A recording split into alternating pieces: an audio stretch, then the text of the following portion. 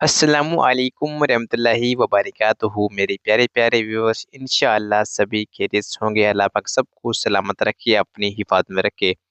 तो इकराम, आज की इस वीडियो में बात करने वाला है, इम्तियाज़ जलील साहब ने बहुत ही अच्छी बातें की है, बहुत ही अच्छा बयान दिया है। 10 से 12 मिनट का ये बयान है। आप लोग तमाम से गुजारिश है कि इस वीडियो को पूरा ज़रूर देखें। चैनल पहली बार सब्सक्राइब करें, वीडियो से लाइक करें ताकि इंशाल्लाह नई नई वीडियो आपको मिलती रहे। चलिए सुनते हैं इम्तियाज़ जलील साहब का क्या कुछ कहा गया है। बहुत बयान अच्छा दिया गया है, इस बयान को मुकम्मल जरूर देखें। चलिए वीडियो लाइक करके उसको मुकम्मल सुनते हैं। कहीं ना कहीं मुझे आपको गौर करने की जरूरत है। हम गालियां खा रहे हैं, हम जलील किए जा रहे हैं, हम रुस्वा किए जा रहे हैं, हमें बेइज्जत किया जा रहा है, हमारे घरों पर बुलडोजर चलाए जा रहे हैं। कैसी कैसी बातें हम हर रोज हमारे खिलाफ व्हाट्सएप, फेसबुक, इंस्टाग्राम के ऊपर हम देख रहे हैं और हम क्या कर रहे हैं। तो उसी व्हाट्सएप पर, उसी फेसबुक पर, उसी इंस्टाग्राम के ऊपर हम अपनी नाराजगी का इजहार कर रहे हैं और बस बात वहीं खत्म हो जा रही है। इस जमहूरियत के अंदर आपको यह इख्तियार दिया गया है कि आप किसे सत्ता में बिठाना चाहिए, किसे हटाना चाहिए। यह आपके वोट की ताकत है। इतना सब कुछ होने के बावजूद भी हम कुछ नहीं कर पा रहे हैं, तो हम एक नहीं हो पा रहे हैं और यह हमारी सबसे बड़ी कमजोरी है। आज आप देख रहे हैं कि मेरे कायद बैरिस्टर असदुद्दीन अवैसी साहब बिहार की सड़कों पर सुबह से लेकर रात तक, रात से लेकर सुबह तक वो एक दीवाने की तरह एक जुनून लेकर बिहार में आपकी अपनी क़यादत खड़े करने के लिए कोशिश कर रहे हैं। कितनी सारी सीटें हैं, मजलिस कितनी सीटें मांग रही है। पिछले इलेक्शन में हमने 5 सीटें जीते। इस बार हमने जो गठबंधन है वहां पर उनसे महज हमने 6 सीटें मांगे, जो 5 हमने जीते थे और उसके ऊपर 1 सीट। लेकिन कोई हमें लेने के लिए तैयार नहीं है। इसलिए नहीं लेने के लिए तैयार है क्योंकि वो जानते हैं कि ये जो कौम है ये बिखरी पड़ी है। इन्हें हम बड़ी आसानी के साथ हम बांट सकते हैं, सियासत के अंदर इन्हें खरीद सकते हैं, इनका सौदा कर सकते हैं। इन्हें बिखेरना कौन सी बड़ी बात है। अगर हमें 6 सीटें भी नहीं मिल रही है तो आप समझ लीजिएगा ये सभी लोग जानते हैं कि इनका वोट हमारी जागीर है। कहां जाएगा? कभी हम इन्हें भाजपा से डराएंगे, कभी शिवसेना से डराएंगे, कभी योगी से डराएंगे, कभी किसी और से डराएंगे और अपना उल्लू सीधा कर लेंगे। क्या फर्क है? अभी अभी किसी ने बताया, आप चुनकर किसी एक आमदार को देते हैं, वो आमदार चुनकर आने के बाद किसी और के गोदी में जाकर बैठ जाता है। लाखों लोगों का धोखा किया जाता है। एकनाथ शिंदे की पार्टी को देखिए आप, किस बुनियाद के ऊपर खड़ी रही है वो पार्टी। इतने सारे एमएलए उनके पास कहां से आए? क्या उनका कोई बहुत बड़ा प्रोग्राम था कि साहब मैं महाराष्ट्र को एक उज्जवल भविष्य दिखाने वाला हूं, तब जाकर लोग उनके साथ जुड़े? ऐसा नहीं है। लाइन में खड़े हुए एमएलए, बता तेरा दाम कितना है, बता तेरा रेट कितना है। 25 करोड़, 30 करोड़, 40 करोड़, 50 करोड़ रुपए जैसा भेड़ बकरियों को खरीदा जाता है, वैसे आज एमएलए को खरीदा जा रहा है। कोई बोलने की हिम्मत रखता है? नहीं रखता है। लेकिन अल्हम्दुलिल्लाह मजलिस इत्तेहादुल मुस्लिमीन हम बोलेंगे और यकीनन हम डट कर बोलेंगे उसमें। दिवाली का त्योहार आ रहा है। मैं तमाम मेरे हिंदू भाइयों को दिवाली की मुबारकबाद देता हूं और उनसे यह कहना चाहता हूं कि अगर ये मुल्क को मजबूत करना है, इस मुल्क की एकजहती को अगर मजबूत रखना है, तो उन लोगों की बातों में मत आओ। यहीं से खरीदना, हमारे ही दुकानदारों से खरीदना, यह मुल्क की खूबसूरती है हमारी। हमने इतने सालों तक सभी जाति, धर्म और मजहब के लोग एक साथ मिलकर रहे हैं, तब जाकर यह भारत देश बना है। लेकिन आज अगर सबसे ज्यादा इस मुल्क को तोड़ने का अगर कोई काम कर रहे हैं तो वह नरेंद्र मोदी, देवेंद्र फडणवीस और भारतीय जनता पार्टी आरएसएस के साथ मिलकर इस मुल्क को तोड़ने का काम कर रहे हैं। हम कहीं नहीं जाने वाले। बार बार तुम्हारे लिए पाकिस्तान बनाया गया है, तुम वहां चले जाओ, तुम यहां क्यों है? हम उनको यही कहते हैं, जब मेरे बुजुर्गों से पूछा गया था कि तुम्हारे लिए हम सिर्फ एक मुसलमानों का मुल्क बना रहे हैं पाकिस्तान, वहां चले जाओ, तो हमारे बुजुर्गों ने कहा था कि नहीं, मैं इस मिट्टी के अंदर पैदा हुआ हूं और इंशाल्लाह इसी मिट्टी के अंदर हम दफन होंगे।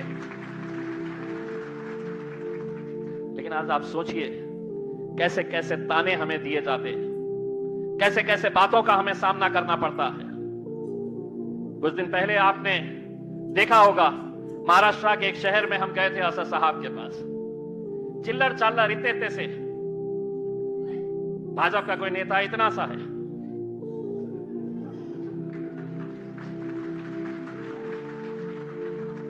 एक नया नया मार्केट में आया है जिसको मैंने चिकनी चमेली नाम दिया है। मतलब यह है कि आप बोलते रहो, जो बोलना है आप बोलते रहो। जिस दिन हम वहां पर गए तो वहां के एसपी साहब ने 3 पेज का हमको परमिशन देने का जो एक ऑर्डर दिया, 3 पेजेस थे उसमें, ये करना, इतना बोलना, ये नहीं बोलना, ऐसा करना। मैं बोला क्यों? सारे कानून हमारे ऊपर ही, बाकी लोग हर रोज स्टेज पे खड़े रहकर हमारे खिलाफ क्या क्या नहीं बयानबाजी कर रहे हैं। तो हमने भी वहां पर आपकी तरफ से एक पैगाम देकर आ गए। हम पुलिस का, हुकूमत का, सरकार का, प्रशासन का हम इज्जत एहतराम करते हैं।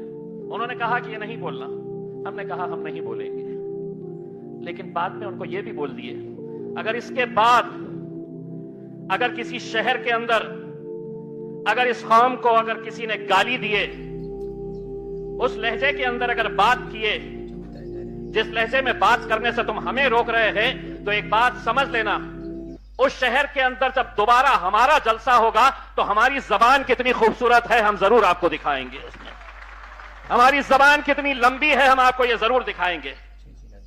मरना सबको है, कोई आबे हयात पी कर आया है, कोई जिंदगी भर जीने वाला है नहीं। कमजोर अगर है, डरपोक अगर है, तो किसी और पार्टी में चले जाओ मेरे भाई, मजलिस के अंदर जगह नहीं है डरपोकों की। बोलने की हिम्मत रखो, ताकत रखो। मुझसे भी कहते हैं लोग आज के इस दौर के अंदर, कैसा आप जाकर कह देते हैं। बिहार में जाकर उत्तर प्रदेश के मुख्यमंत्री को मैंने एक सभा के अंदर बोल दिया था। अब मुझसे लोगों ने कहा कि साहब आपको मालूम नहीं है कि वो शख्स क्या कर रहा है।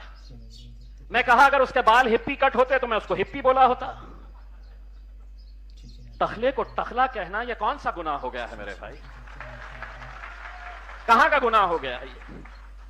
बोले नहीं आप जरा एहतियात से। मैं बोला नहीं, डरता मैं भी हूं, डर मुझे भी लगता है, लेकिन तुम अगर ये समझ रहे हैं कि मैं किसी इंसान से डर जाऊंगा तो तुम मेरी फितरत को समझे नहीं है। मैं सर झुकाऊंगा तो सिर्फ मेरे रब के आगे झुकाऊंगा, मैं डरूंगा तो सिर्फ अपने अल्लाह से डरूंगा। ये जज्बा मेरे भाइयों पैदा करो, पैदा करो ये जज्बा, अपनी क़यादत खड़े करो। आने वाले वक्त के अंदर इलेक्शन आने वाले हैं, पार्टी किसका साथ देगी, पार्टी किसको टिकट देगी? एक अच्छी पार्टी अपनी क़यादत को अगर खड़े करना है तो फारूक शाब्दी साहब, आप सड़क चलते हुए आदमी के ऊपर हाथ रखना और कहना कि साहब आप इसको टिकट दे दो, और पूरी आवाम ने कहना कि लब्बैक कहते हैं हम आपके फैसले के ऊपर। बाकी सारे नेता जो आप चुनकर देते हैं, कोई जुआरी है, कोई 2 नंबर का धंधा कर रहा है, कोई जमीनें हड़प रहा है, कोई बेईमानी के अंदर सबसे आगे है। लेकिन हमारी जब क़यादत चुनने का मौका आता है तो उम्मीद करते हैं कि कोई आसमान से सफेद रंग का पोशाक पहने हुए एक फरिश्ता उतर कर आएगा। कहां से आएगा? हम भी इंसान है, गलतियां हमसे भी होती है। इसमें हम कोई दावा नहीं कर रहे हैं कि हम कोई बहुत बड़े फरिश्ते हैं। हम इंसान अगर है तो गलतियां हमसे भी होती है। लेकिन जब टिकट दिया जाता है तो फौरन पूरी कौम खड़े हो जाती है, इसको कहीं को दिए, इन्हें ऐसा है, इसको नहीं देना था। कभी आप अपनी क़यादत नहीं खड़े कर पाएंगे।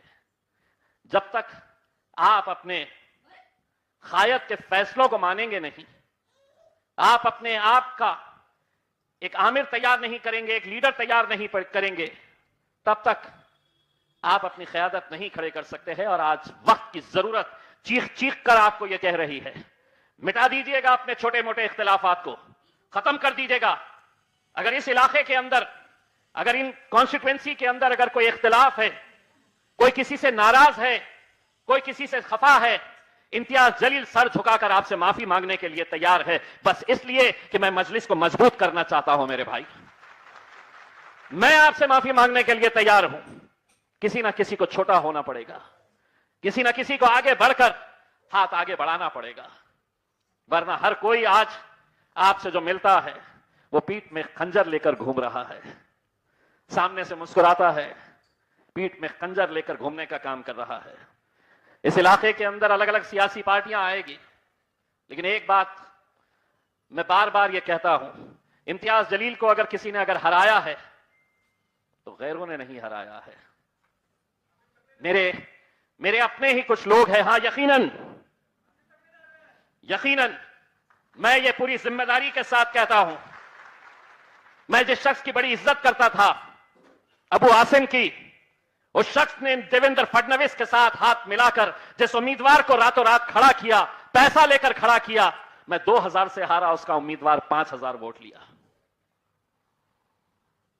दोस्तों, आपको अपना कौन है, पराया कौन है, कौम का धंधा कौन करता है, सौदा कौन करता है, यह परखने का वक्त आया है। उसमें हर कोई आपकी महफिल में आएगा, आपको लुभाने की कोशिश करेगा, लेकिन आपको सोचना है किसके साथ जाना है।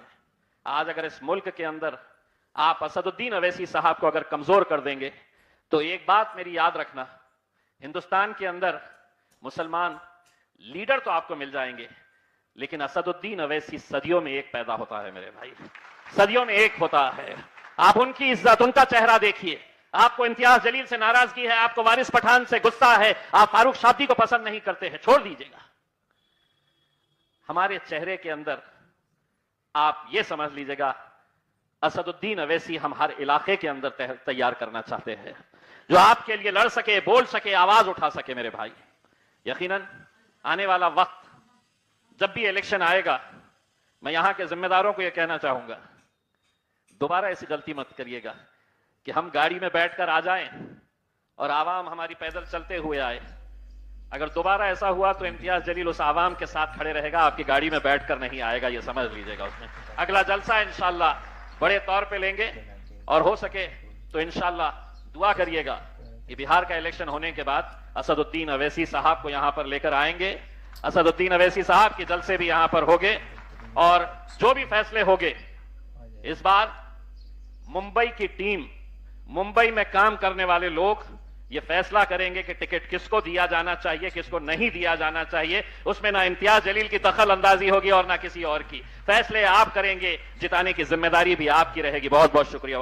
जी प्यारे नाज़रीन, आप लोगों ने ये वीडियो देखा, उम्मीद करते हैं कि आपको क्या कुछ समझ में आया, तो आप हमें कमेंट बॉक्स में जरूर बताएं। यहाँ तक वीडियो देखने बहुत बहुत शुक्रिया। बयान कैसा लगा हमें कमेंट बॉक्स में जरूर बताएं। तो गुजारिश, अस्सलाम वालेकुम रहमतुल्लाहि व बरकातहू। नई वीडियो तब तक, अल्लाह हाफिज।